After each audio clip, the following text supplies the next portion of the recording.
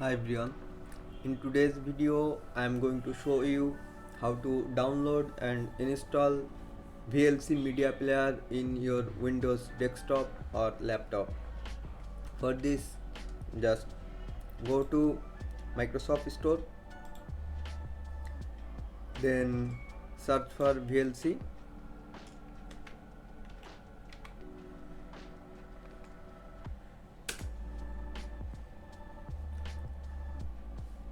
This is a app site where there is no harmful and malicious app in their inventory, so you can be sure for no harm in your PC or virus attack.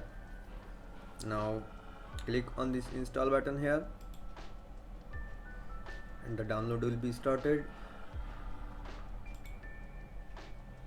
Before downloading, please make sure to check the system requirements. The green button means it's okay, our download is completed. Now click on yes.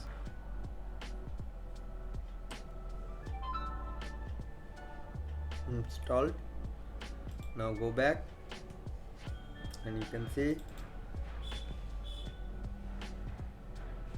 allow network access, continue. Here is our media player. That's it for today. Thanks for watching and please don't forget to subscribe.